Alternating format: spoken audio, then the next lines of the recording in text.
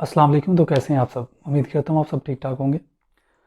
Actually हमने जो nano chemistry का एक लेक्चर सीरीज़ स्टार्ट किया था, उसका फोर्थ लेक्चर एपिटेक्सचुअल ग्रोथ, ये मैं आज आपके सामने जो एक्सप्लेन करूँगा। एपिटेक्सचुअल ग्रोथ जो है ये बेसिकली क्या है, इसकी टाइप्स कौन कौन सी हैं और इसको किस तरह हम आगे इलस्ट्रेट कर सकते हैं, हम देखते हैं। चलिए स्टार्ट करते हैं। सबसे पहले अब हमारे पास ये जो एपिटेक्सचुअल ग्रोथ है, इसका इंट्रोडक्शन क्या है, ये क्या होती है। अगर देखा जाए तो ये ग्रीक वर्ड से निकला है, एपी, जिसका मतलब होता है अबाव, किसी भी चीज़ के ऊपर, और टैक्सेस मीन के आप किसी चीज़ को डिपॉजिट करवा रहे हैं किसी भी ऑर्डर मैनर में। तो ये इसका आप कह सकते हैं कि एटमोलॉजी है, इसके नेम से हम कैसे इसको लेके चल सकते हैं। तो आप कह सकते हैं कि एपिटैक्सी एक ऐसी प्रोसेस है, एक ऐसी टेक्निक है जिसके अंदर हम किसी भी सरफेस के ऊपर किसी दूसरे मटेरियल की या सेम मटेरियल की हम एक लेयर जो है उसको कोट करते हैं। केमिकली भी हो सकता है, फिजिकली भी हो सकता है। So this is called epitaxial growth. और वो जो हमारे पास एक लेयर आती है उसको हम थिन फिल्म भी कह सकते हैं, उसको एपिटेक्सचुअल ग्रोथ भी कह सकते हैं, उसको एपिटेक्सचुअल ग्रोथ लेयर भी कह सकते हैं। सो यहाँ पे हमारे पास कुछ मैंने पॉइंट्स बनाए हैं जिनको आप रीड कर सकते हैं। So epitaxial is method of depositing a monocrystalline film और मोनोक्रिस्टलाइन सबस्ट्रेट। कि आप कोई भी मोनोक्रिस्टलाइन सबस्ट्रेट के ऊपर किसी भी मोनोक्रिस्टलाइन लेयर को फिल्म कोट कर सकते हैं।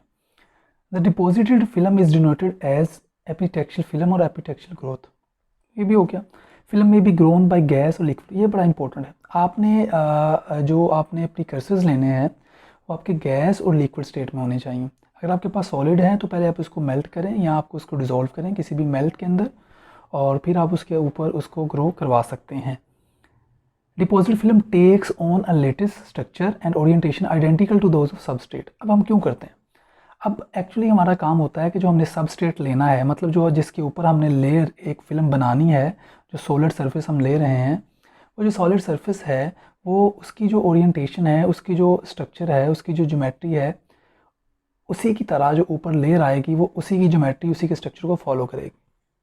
और इस तरह हमारे पास थिन फिल्म जो है वो हम गेट कर लेंगे। तो ये बहुत ही ईजी सा एक टॉपिक है एपिटेक्सचुअल ग्रोथ। इसको मैं दोबारा अब ज़रा रिवाइंड कर देता हूँ आपके साथ कि आपने क्या करना होता है, आपने किसी भी सबस्ट्रेट के ऊपर एक लेयर को चढ़ाना होता है, एक लेयर को फॉर्म करना होता है, और इस प्रोसेस को हम बोलते हैं एपिटेक्सी या एपिटेक्सचुअल ग्रोथ।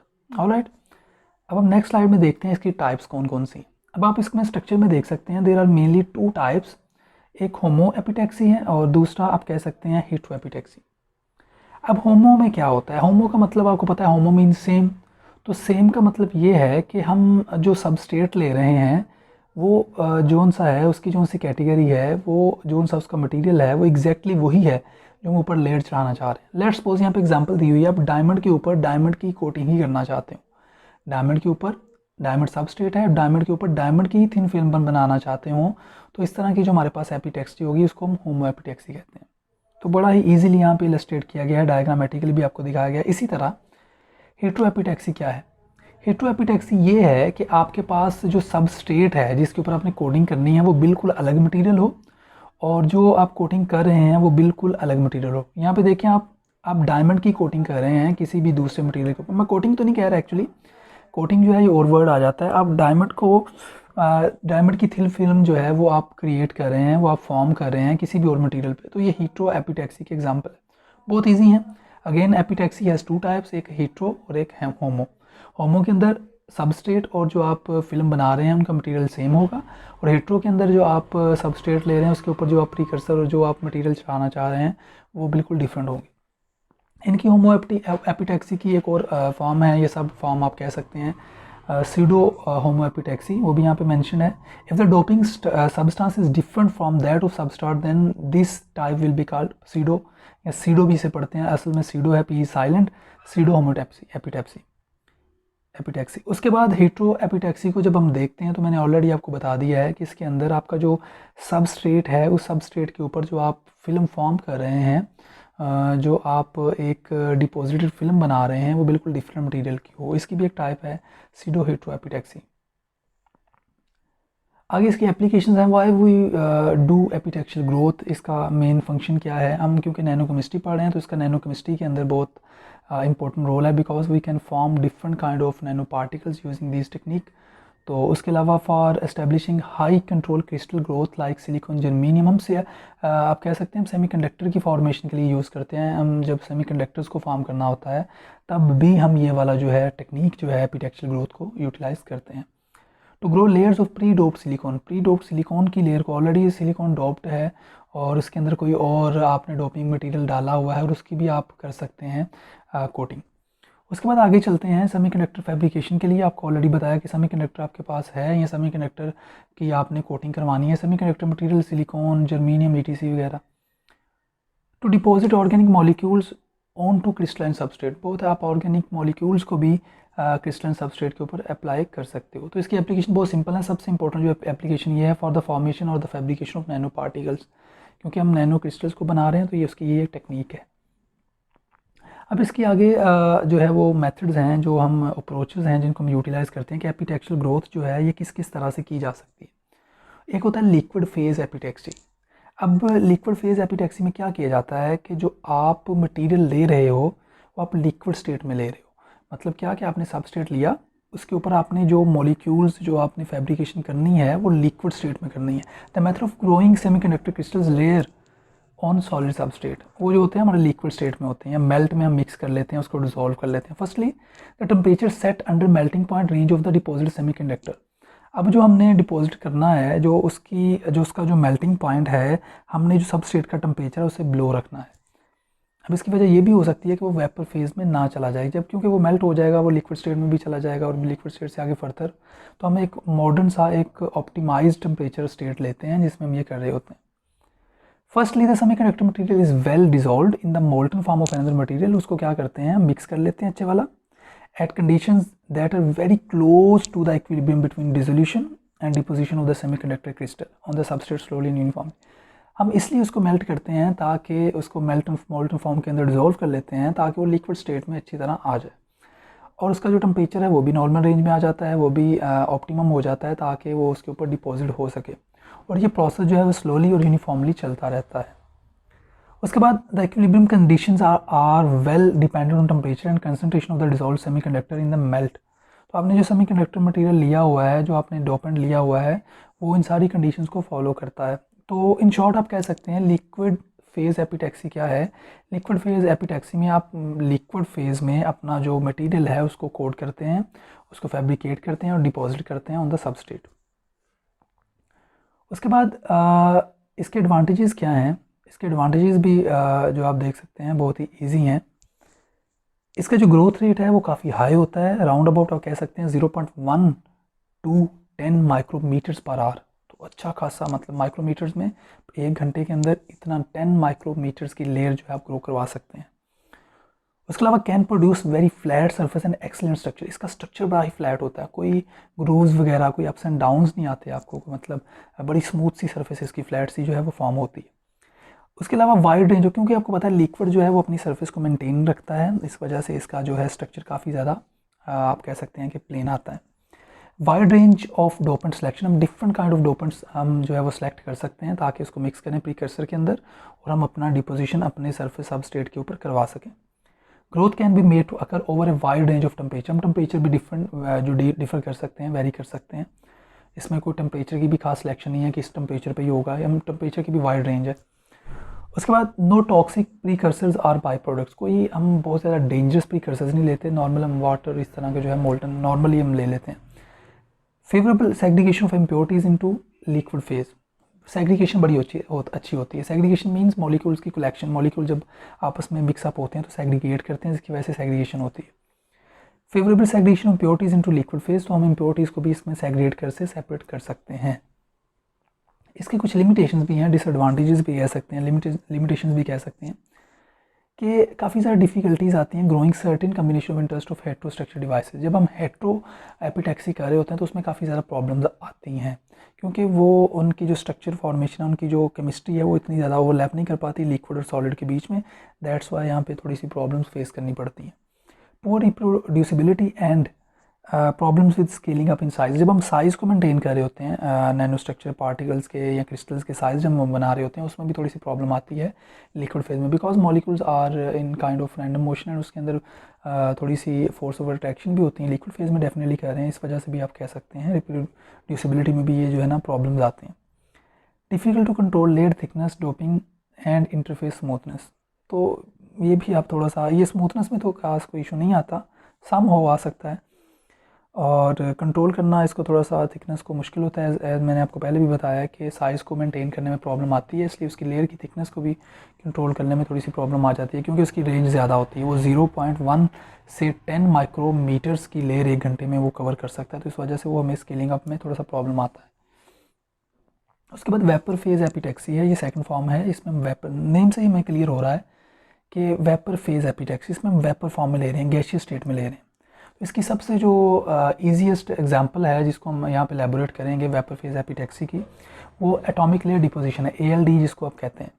तो जब भी हम नैनो पार्टिकल्स को फॉर्म कर रहे होते हैं तो आप ALD यूज़ करते हैं नॉर्मली। ALD क्या है?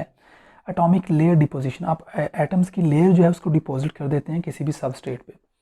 अब एटम्स जो होते हैं वो नॉर्मली गैसियस स्टेट के बाद आते हैं, तो इसलिए हम इसको वेपर फेज़ एपिटैक्सी की एक फॉर्म कह सकते हैं। आप कह सकते हैं atomic layer deposition. Atomic layer deposition is thin film deposition technique that is based on the sequential use of gas phase chemical process. Clear है? ALD atomic layer deposition is subclass of chemical vapor deposition. ये आप CVD की भी deposition कह सकते हैं। It uses two chemicals called precursors. इसके अंदर हम दो chemicals को use करते हैं जिसको हम precursors भी कह सकते हैं। अब वो प्रीकर्सर्स क्या होते हैं जो हम उसके अंदर मिक्स कर रहे हैं। फॉर एग्जांपल मैं कुछ लेयर एटॉमिक लेयर बनाना चाह रहा हूँ, तो मैं मुख्तलिफ केमिकल्स को मिक्सअप करूँगा, तो वो प्रीकर्सर्स होंगे जिनको मैंने उस सबस्ट्रेट के ऊपर फॉर्म करना है। These precursors react with surface of the material one at a time in a sequential self limiting manner. वो क्या होता है, डायग्राम में देख सकते हैं यहाँ पे कि मॉलिक्यूल जब हम ऊपर से स्प्रे करते हैं, जब हम ऊपर से मॉलिक्यूल्स या एटम्स को वेपर फेज में डालते हैं, तो वो मॉलिक्यूल्स क्या करते हैं, वो सबस्ट्रेट के ऊपर फ्रीली मूव करते हैं, और फ्रीली मूव करने के बाद वो क्या करते हैं, वेपर फेज में होते हैं, वो अपनी अपनी पोजीशन को जो है वो सेलेक्ट करते हैं और वहाँ पे सेग्रीगेट करते हैं। उसके बाद वो बार बार डिपॉजिट होते रहते हैं और हमारे पास एक लेयर फॉर्म हो जाती है। A thin film is deposited through the repeated exposure to the separate precursors. हम separate precursors भी यूज़ कर सकते हैं, उसको बार बार करते हैं, जिसकी वजह से हमारे पास ये जो है वो क्लियर हो जाता है। इसके एडवांटेजेस क्या हैं? Vapour phase epitaxy provides very controlled method to produce a film to an automatically specified thickness. हाँ भाई, इसमें वो जो लिक्विड फेज में प्रॉब्लम आता था, थिकनेस कंट्रोल नहीं कर पाते थे, इसमें हम थिकनेस को कंट्रोल कर पाते हैं। Also the growth of different multilayer structures are straightforward. तो मल्टीलेयर स्ट्रक्चर्स भी आप फॉर्म कर सकते हैं। Due to high sensitivity and precision of the equipment, it is very beneficial to the field of microelectronics and nanotechnology. हम nanotechnology के अंदर nano particles को और माइक्रो इलेक्ट्रॉनिक्स के अंदर हम जो है वो इक्विपमेंट प्रोड्यूस करने के अंदर इसको हम यूज़ कर सकते हैं, because we can produce a very controlled layer of deposition और फिल्म। हम इसके अंदर जो लेयर बना रहे होते हैं ना, वो काफ़ी ज़्यादा कंट्रोल्ड होती है, वो काफ़ी ज़्यादा स्पेसिफाइड इन स्ट्रक्चर होती है, उसकी थिकनेस कंट्रोल होती है। डिसएडवांटेजेस भी हैं इसके। इसमें high purity of substance is very important and so far it high cost will be required. तो भाई जब हम वेपर फेस कर रहे होते हैं तो इसमें इम्प्योरिटीज़ की कोई गुंजाइश नहीं होती, हमें बहुत ही ज़्यादा प्योर मटेरियल चाहिए होता है, और प्योर मटेरियल जितना ज़्यादा प्योरिटी होगी उतना ज़्यादा एक्सपेंसिव होगा, तो आप कह सकते हैं ये थोड़ा सा कॉस्टली होता है। Once the layer has been made and the process is complete, there may be a requirement of needing to remove excess precursor from the final product. तो जब आपने वो लेयर फॉर्म कर दी है तो आपने ज़्यादा डिफरेंट प्रीकर्सर्स यूज़ किए हैं, तो आप अपना रिक्वायर्ड प्रीकर्सर्स को सेपरेट करने के लिए जो अनयूज या आप कह सकते हैं काम के नहीं हैं, उनको सेपरेट करने के लिए आपको नीडिंग करनी पड़ती है, उसके ऊपर से रिमूव करवाने पड़ते हैं। This is also very hectic procedure, जो कि काफ़ी ज़्यादा टाइम टेकिंग भी है और एक्सपेंसिव भी है। और उसके बाद मॉलिक्यूलर बीम एपिटैक्सी है। मॉलिक्यूलर बीम एपिटैक्सी में क्या होता है, इसको MBE भी नॉर्मली शॉर्ट फॉर्म में कह देते हैं। इसका प्रोसीजर क्या है, ये सेम वेपर फेज की तरह ही है। इसके अंदर भी हम मॉलिक्यूल्स का स्प्रे करते हैं सबस्ट्रेट के ऊपर। मॉलिक्यूल्स जो हैं वो फ्रीली मूव करते हैं अपने सबस्ट्रेट के ऊपर, और जैसे उनको अपनी फाइन पोजीशन मिलती है सबस्ट्रेट के ऊपर, वो ऊपर कलेक्ट हो जाते हैं।